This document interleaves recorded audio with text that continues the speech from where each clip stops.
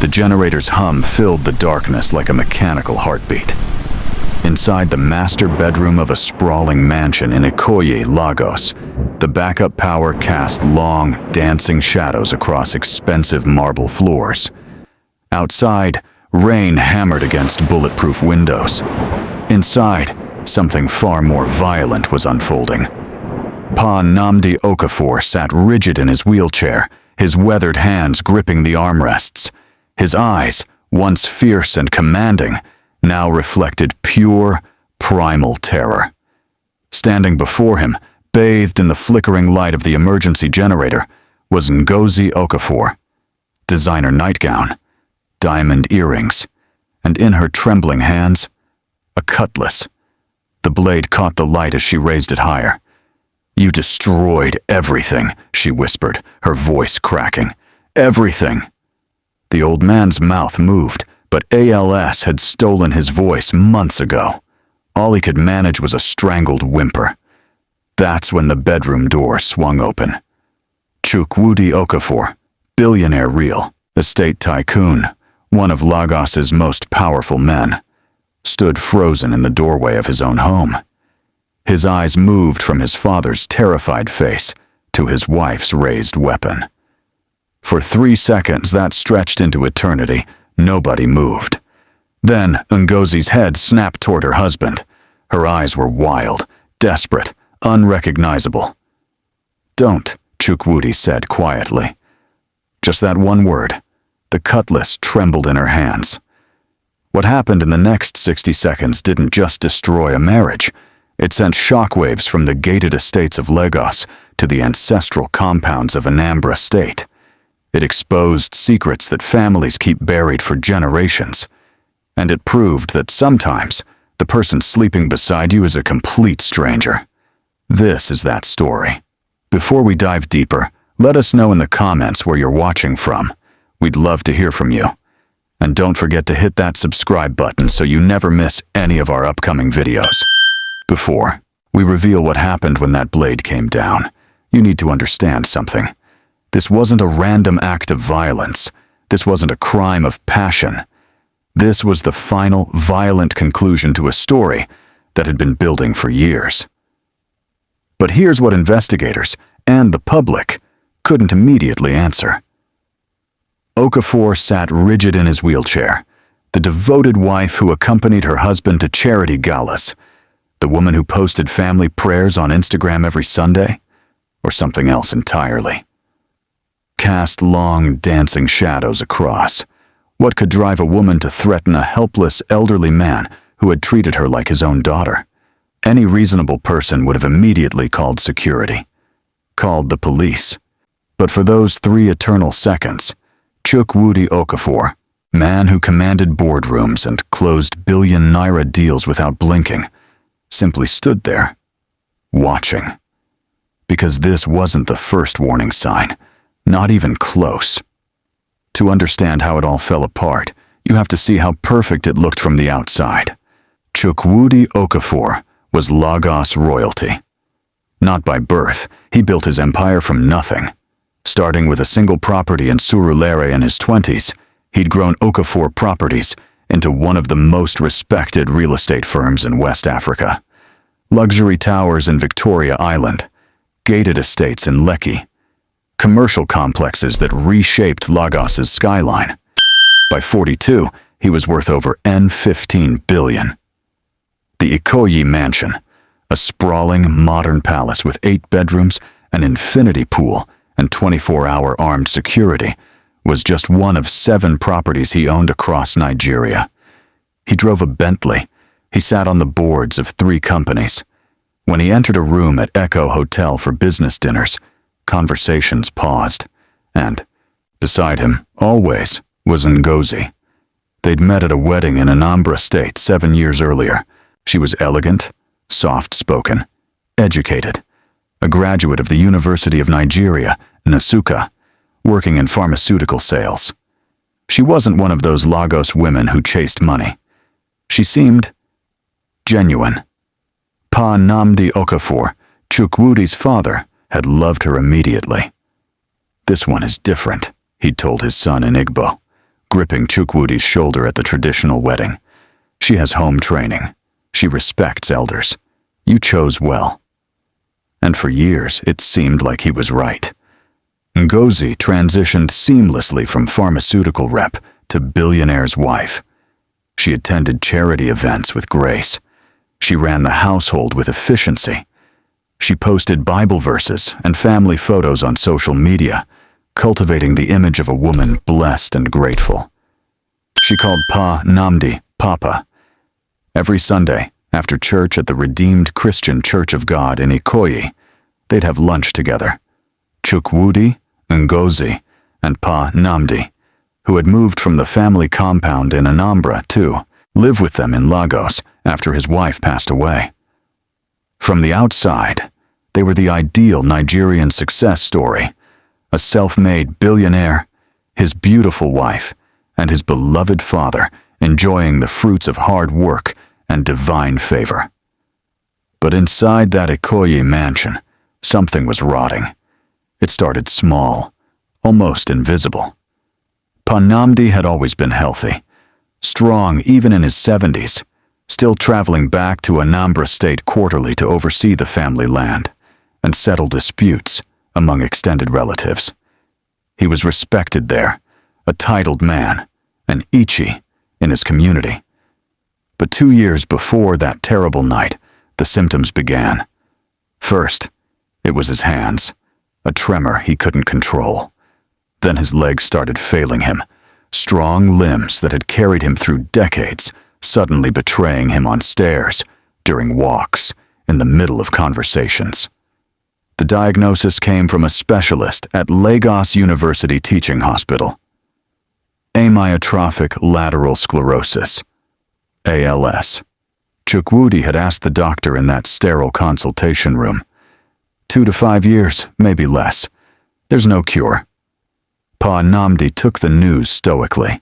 He was a traditional man, a man who believed in God's timing. "If this is my path," he said quietly, "then I will walk it with dignity." Chukwudi hired the best caregivers money could buy. He converted the ground floor guest suite into a fully accessible medical room. He brought in physical therapists, speech therapists, dietitians, everything. And Ngozi seemed supportive at first. She'd sit with Pa Nnamdi during meals, helping him when his hands shook too much to hold a spoon. She'd accompany him to doctor's appointments. She'd pray over him, anointing him with oil like a dutiful daughter-in-law. But then, something shifted. It was subtle at first. Ngozi started avoiding the ground floor suite. She'd make excuses when Pa Nnamdi asked for her. "I have a headache. I'm not feeling well. Adaeze can handle it." Adaeze was the live-in nurse, a quiet, efficient woman from Enugu, who quickly became Pa Nnamdi's primary caregiver. Chukwudi noticed, but he rationalized it. Caregiving was hard. Watching someone you love deteriorate was traumatic. Maybe Ngozi was just protecting herself emotionally. "This house is so heavy now," Ngozi said one evening, staring out at the Lagos skyline from their bedroom balcony. "Heavy?" Chukwudi asked. "Just heavy." She didn't elaborate. Another time, when Chukwudi suggested they visit the family compound in Anambra for a cousin's wedding, Ngozi's face tightened. "Do we have to?" "It's family, Ngozi." "Your father's family," she corrected. "Not mine." The tension was small, but it was there, a crack in the foundation. What Chukwudi didn't know, what he couldn't have known, was that the crack had been growing for far longer than he realized. Because 3 months before Pa Nnamdi's diagnosis, something had happened in Anambra State. Something involving land, inheritance, and a will. Something Ngozi believed was hers by right. And when Pa Nnamdi quietly, without fanfare, made one decision to protect his family's legacy, he signed his own death warrant. By the time Pa Nnamdi Okafor was confined to a wheelchair full-time, the mask Ngozi wore was slipping. Not all at once. not in dramatic, obvious ways, but in small, telling moments that Chukwudi would later replay in his mind over and over, wondering how he missed the signs. The house, once filled with warmth and laughter, became a place of cold efficiency. Ngozi stopped joining them for Sunday lunches. She'd claim migraines, work obligations, or simply say she wasn't hungry. When Chukwudi pressed her, she'd snap. "I'm not his nurse, Chukwudi. No one's asking you to be." "Then why do I feel like I'm living in a hospital?" The smell bothered her, she said. The medical equipment, the constant presence of a daeze moving through the house, the visitors, relatives from Anambra who came to pray over Pa Nnamdi, filling the living room with Igbo hymns and fervent intercession. "It's too much," she'd say, retreating to the master bedroom and locking the door. Chukwudi tried to be understanding. Caregiver fatigue was real, even for family members who weren't doing the physical work. He suggested therapy. Ngozi refused. "I don't need therapy. I need space." So he gave her space. That was his first mistake, because in that space, Ngozi was making calls. Quiet, urgent calls that she took in the garden, away from the house's cameras. Calls that ended abruptly when Chukwudi appeared. "Who was that?" he'd ask. "Just my sister." But her sister lived in Enugu, and they barely spoke. The marriage, once solid, began to fracture. They stopped talking about anything meaningful. Dinners were silent affairs when they happened at all. Chukwudi eating alone in the dining room, Ngozi taking meals in the bedroom. They slept in separate rooms now, though Chukwudi told himself it was because of his early morning conference calls. Intimacy? Gone. Affection? Non-existent. They existed in the same house like strangers sharing a hotel. And then, the money started disappearing. It was Chukwudi's accountant who first noticed the irregularities. Small withdrawals at first, and 500,000 here, and 750,000 there. Amounts large enough to be significant, but small enough not to trigger immediate red flags in accounts that routinely moved millions. "Sir, there have been some unusual transactions from the household account," the accountant said during their monthly review. Chukwudi pulled up the statements. All the withdrawals had Ngozi's authorization code. When he asked her about it, she was defensive. "I'm your wife, Chukwudi. Am I not allowed to spend money?" "Of course you are. I'm just asking what it's for." "Household expenses, personal expenses. Do I need to submit receipts now?" He dropped it. Another mistake, because the withdrawals continued, and they got larger. And 2 million, and 3.5 million, and 5 million. The accountant flagged it again. This time, Chukwudi demanded answers. Ngozi's explanation was vague. "Investments. I'm diversifying. You're always saying I should be financially independent." "Investments in what? Why are you interrogating me?" The arguments became more frequent, louder. Staff members, Adais, the security guards, the housekeeper, would exchange uncomfortable glances when raised voices echoed through the marble hallways. And through it all, Pa Nnamdi sat in his wheelchair in the ground floor suite, his body failing, but his mind sharp, watching everything. He'd always been a quiet observer. Even before the ALS stole his voice, Pa Nnamdi was a man who listened more than he spoke. And what he was hearing now, in the arguments that echoed through the mansion, terrified him. One afternoon, when Adais was helping him into bed for his afternoon rest, he managed to rasp out 3 words. "She is dangerous." Adais froze. "Sir?" But Pa Nnamdi couldn't elaborate. The effort of speaking those 3 words had exhausted him. He closed his eyes, and Adais wondered if she'd imagined it. She hadn't, because Pa Nnamdi had heard something no one else had. Late one night, 3 weeks before the incident, he'd been awake. Insomnia was common now, his body uncomfortable no matter how Adais arranged the pillows. The house was quiet. Chukwudi was traveling to Abuja for a business deal, and through the thin walls, Pa Nnamdi heard Ngozi on the phone in the hallway, just outside his suite. Her voice was low, urgent, angry. "I don't care what he says. Everything was supposed to change when he... No, he changed it. He went to Anambra and changed everything. I'm telling you, if that will stand, I get nothing. Nothing. Then we have to act before... I know the risk. I know what I'm doing." Silence. Then, he's not going to last much longer anyway. Pa Nnamdi's blood ran cold. He understood then, with horrible clarity, what was happening. This wasn't about caregiving fatigue. This wasn't about marriage problems. The call came on a Tuesday afternoon, while Chukwudi was in a meeting at his Victoria Island office. "Good afternoon, Oga Chukwudi. This is Barrister Emeka Eze calling from Anambra." Chukwudi excused himself from the conference room. Barrister Eze was the family's longtime lawyer, the man who'd handled his father's affairs for over 20 years. He only called when something was serious. "Barrister, good afternoon. Is everything all right?" "Sir, I'm calling about your father's will." Chukwudi's pulse quickened. "What about it?" "There have been inquiries. Someone has been asking questions about the distribution of the estate, specifically regarding the family land in Anambra." "What kind of inquiries?" "Legal challenges. Someone wants to know if the will can be contested.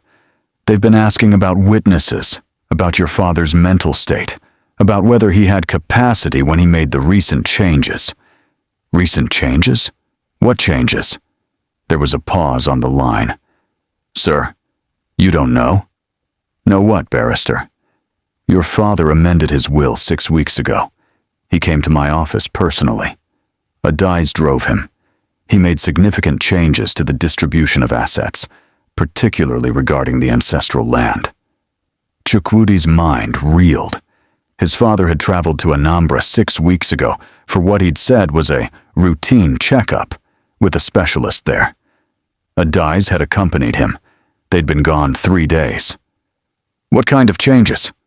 "I cannot discuss details without your father's permission, but I can tell you this. Someone in your household is very interested in those changes, and they're not happy." "Who's been making these inquiries?" Another pause, longer this time. "The calls have come from a Lagos number. I traced it to a law firm in Ikoyi, the firm that's been retained. The retainer was paid by Mrs. Ngozi Okafor."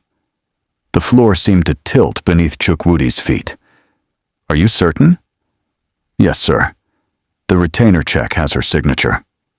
After he hung up, Chukwudi sat in his office for 20 minutes, staring at the Lagos skyline without seeing it. His mind was working through the implications, connecting dots he'd been ignoring. The money withdrawals, the evasiveness, the sudden hostility toward his father, the mysterious phone calls. Ngozi had hired a lawyer to challenge his father's will, while Pa Nnamdi was still alive. That evening, Chukwudi came home early and went straight to his father's suite. Pa Nnamdi was awake, propped up in bed, Adaize feeding him dinner. "Adaize, please give us a moment." When they were alone, Chukwudi pulled a chair close to his father's bed. "Papa, Barrister Eze called me. He told me about the will, about the changes you made." Pa Nnamdi's eyes, the only part of him that could still express fully, registered something between relief and fear. "Why didn't you tell me?" His father's mouth worked, but only a whisper came out. "Protect." "Protect what? The land?" A slight nod. "From whom?" Pa Nnamdi's eyes moved toward the door, toward the stairs, toward the upper floor where Ngozi was. The message was clear. "Papa, what did you change in the will?" Another whisper, barely audible. "Everything." Chukwudi felt ice form in his chest. "You changed everything? You removed Ngozi?" A nod. "Why?" Pa Nnamdi's eyes filled with tears, not from sadness, but from frustration at his inability to speak. He managed one more word. Evil. That night, Chukwudi didn't sleep. He lay in the guest room.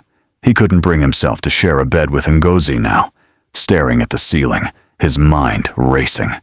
His father believed Ngozi was evil. His father had changed his will to exclude her, and Ngozi was fighting back, hiring lawyers, making moves. But would she really? No. He couldn't let himself think it. This was his wife, the woman he'd married, the woman who'd stood beside him for 7 years. People didn't just, they didn't. But the thought, once planted, wouldn't leave. Chukwudi would discover that sometimes the thoughts we can't let ourselves think are the ones we most need to believe. And 3 nights later, during a violent rainstorm that knocked out power across Ikoyi, the rain came suddenly, violently, the way Lagos storms do. One moment, clear skies. The next moment, the heavens opening up with biblical fury. Chukwudi was supposed to be in Abuja until Thursday, a 3-day trip to finalize a land acquisition deal. But the seller had pulled out at the last minute, and by 9 p.m. on Tuesday, Chukwudi was back in his car, heading home through flooded streets. The power had gone out across half of Ikoyi. The generator at the mansion kicked in automatically, one of many expensive backup systems Chukwudi had installed. When he pulled through the security gate at 11:47 p.m., the house was lit but quiet. His security guard, Emeka, looked surprised. "Oga, you're back?" "Meeting ended early. Is everyone asleep?" "Madame is upstairs. Adaeze is with your father." Chukwudi nodded and headed inside, exhausted, wanting only to shower and sleep. He climbed the stairs quietly, not wanting to wake anyone. That's when he heard it. A voice. Raised. Angry. Coming from the ground floor. He froze on the landing. The voice was Ngozi's, but he'd never heard her sound like this. Raw, desperate, unhinged. "You ruined everything, everything." Then another sound. Muffled. Weak. His father. Chukwudi's body moved before his mind caught up. He took the stairs 3 at a time, running toward the ground floor suite, his heart hammering. The door to his father's room was ajar. And that's when he saw it. The cutlass. It wasn't a kitchen knife. It wasn't something grabbed in the heat of the moment. It was a cutlass, a long, curved machete, the kind farmers in Anambra used to clear bush. Where had she even gotten it? Later, investigators would find that she'd purchased it 3 weeks earlier from a hardware store in Surulere. Paid cash. No questions asked. She'd been planning this. Ngozi stood in the center of the room, the blade raised above her head, her designer nightgown soaked with sweat. Her hair was wild. Her eyes were unfocused, almost possessed. And in his wheelchair, directly in front of her, was Pa Nnamdi Okafor. His hands gripped the armrest so hard his knuckles were white. His mouth was open in a silent scream. The ALS had stolen his voice, but not his terror. His eyes found Chukwudi's, pleading, desperate. "Help me." "You destroyed my life," Ngozi screamed at the old man. "You turned him against me. You changed everything. That land was supposed to be mine. The inheritance was supposed to be mine." The blade trembled in her hands as she raised it higher. "Ngozi." Chukwudi's voice cut through the room like ice. She spun toward him, and for a moment, just a heartbeat. She looked confused, like she didn't recognize him, like she'd woken from a trance. Then her face hardened. "Don't," Chukwudi said again. Just that one word. Quiet. Firm. "Don't?" She laughed. A broken, terrible sound. "Don't what, Chukwudi? Don't defend myself? Don't take what's mine? Put the cutlass down." "He poisoned you against me," her voice cracked. "Your father. He's been planning this since the beginning. He never wanted me in this family." "That's not true." "It is true." She was sobbing now, the blade still raised. "He changed the will. He took everything. I gave 7 years to this family, and he took everything from me. Chukwudi took one slow step into the room. Ngozi, listen to me. Put the weapon down. We can talk. Talk. Her laugh was bitter. Like we've been talking? You chose him over me. You always choose him. He's my father. And I'm your wife. The blade shook violently in her hands. Pa Namdi whimpered. Chukwudi saw it then, the exact moment Ngozi made her decision. Her grip on the cutlass tightened, her shoulders tensed, her eyes went cold. She was going to do it. She was actually going to... Ngozi, no! What happened next would be debated in court, analyzed by lawyers, and replayed in Chukwudi's nightmares for years. Did she swing the blade? Did she lower it? Did Chukwudi reach her in time? The first officers arrived at 12:18 a.m. The 911 call, or rather, the emergency number in Nigeria, had come from Adais, the nurse. She'd heard the screaming from her quarters and had run to the main house to find chaos. Ngozi was on the floor, sobbing hysterically, the cutlass 3 feet away from her on the marble tile. Pa Namdi was still in his wheelchair, shaking, uncontrollably, his eyes wide with shock, and Chukwudi stood between them, his phone in his hand, his face a mask of stone. By 12:30 a.m., the mansion was flooded with police. Officers from the nearby Ikoyi station initially. Then, once they realized who lived here, senior officers, Lud caught the light arrived at 1:15 a.m., a no-nonsense investigator with 15 years on the force and a reputation for solving Lagos's most complex cases. She took one look at the scene and knew this wasn't going to be simple. "Separate them," she ordered. "I want statements from everyone. The husband, the wife, the nurse, the guards. Nobody leaves." The neighbors were already gathering outside the gate, phones out, filming. By sunrise, the story would be everywhere. Inside the mansion, DSP Obi began her work. Ngozi's statement, given between sobs in the living room with her lawyer present, called at 1 a.m., arrived by 2 a.m., was a mess of contradictions. "He attacked me first," she claimed. "Who attacked you?" DSP Obi asked calmly. Pa Namdi. He grabbed my arm. I was defending myself." "With a cutlass?" "I didn't know what he would do." "Ma'am, the victim is in a wheelchair. He has advanced ALS. He can barely move his hands. How exactly did he attack you?" Ngozi dissolved into tears. Her lawyer intervened. "My client is traumatized. She needs medical attention." "Your client needs to explain why she had a cutlass in a sick man's bedroom." "She's explained. Self-defense. Against a man who can't walk or speak." The lawyer went quiet. Chukwudi's statement was even more problematic. He was calm. Too calm. Detached. Like he was describing something that had happened to someone else. "I came home early from Abuja. I heard shouting.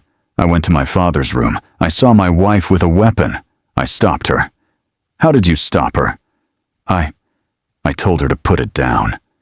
"And she just complied?" A pause. Eventually. "Mr. Okafor, did your wife strike your father with the weapon?"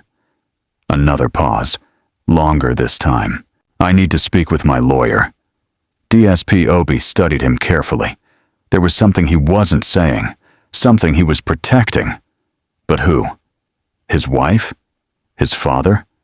Himself? "We're going to need to take Mrs. Okafor in for further questioning." Understood. As officers escorted Ngozi, still crying, still protesting, to a police vehicle, the neighbors' phones captured everything. The billionaire's wife in handcuffs, being led past the manicured gardens and luxury cars, her face twisted in anguish. The media would have a field day. But DSP Obi wasn't interested in the media circus. She was interested in the truth. And the truth, she suspected, was buried somewhere between Lagos and Anambra State. Over the next 48 hours, DSP Obi and her team began pulling the threads. the Cutlass, purchased from a hardware store in Surulere 3 weeks before the incident. The clerk remembered Ngozi. She said it was for clearing the garden, he told police. But we don't usually sell those to people like her. Rich people, I mean. They have gardeners for that. Premeditation. That's what that purchase suggested. The bank records. The withdrawals Chukwudi's accountant had flagged. $18.5 million total over 6 months. Where had it gone? Investigators traced it to 2 places. 1. A law firm in Ikoyi, barrister Emeka Eze, had been right. Ngozi had been paying lawyers to contest the will, a private investigator in Anambra State. What was the PI investigating? DSP Obi asked the forensic accountant. According to the invoice, asset verification and legal vulnerability assessment regarding Okafor family property. In plain language, Ngozi had hired someone to find weaknesses in Pa Nnamdi's will. Loopholes, angles of attack. The picture was getting clearer. DSP Obi made the call to travel to Anambra State herself. If this case was going to be solved, the answers were there. In the family compound, in the lawyer's office, in the land records. She flew to Anambra 2 days after the incident. Barrister Emeka Eze met her at his office in Awka, a modest building near the state capital.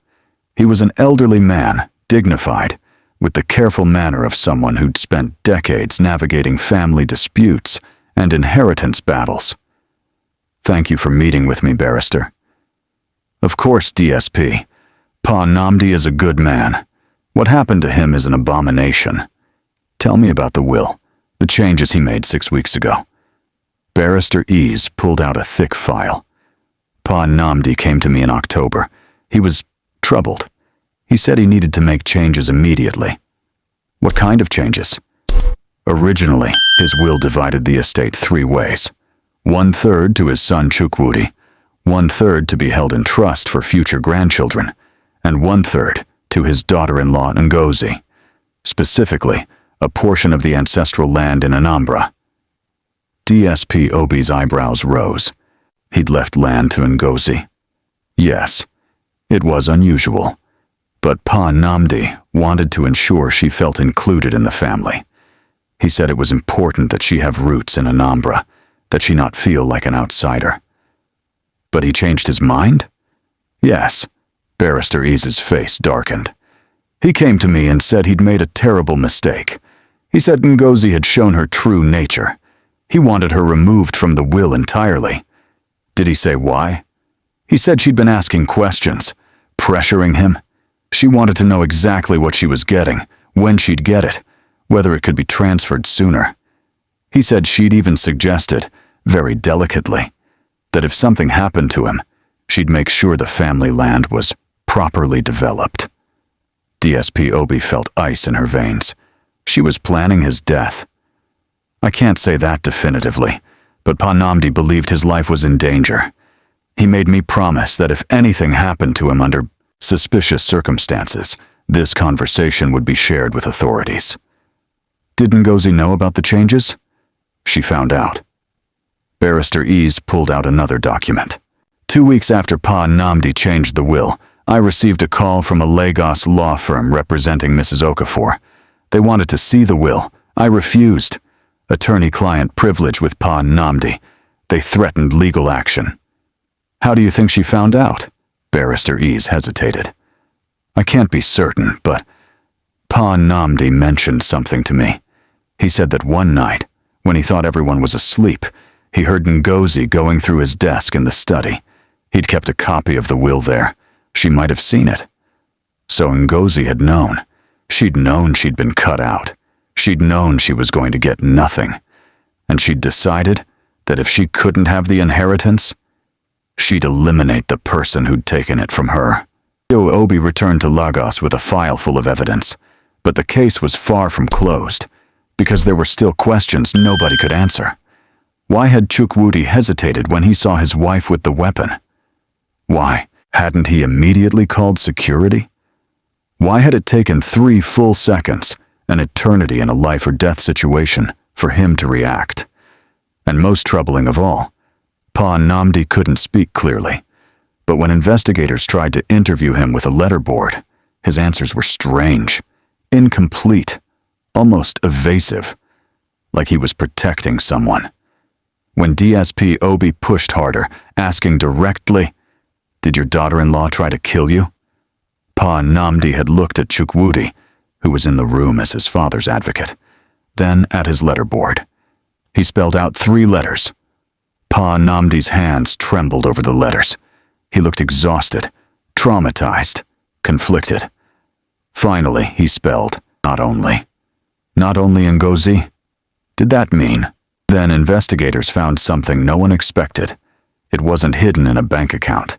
It wasn't buried in land. Documents. It wasn't even in an Anambra. It was in Chukwudi's phone. DSP Ifunanya Obi had requested it as part of a routine digital sweep. Call logs, messages, location data, standard procedure. What she didn't expect was what showed up at 1:58 a.m., just 16 minutes before the emergency call was placed.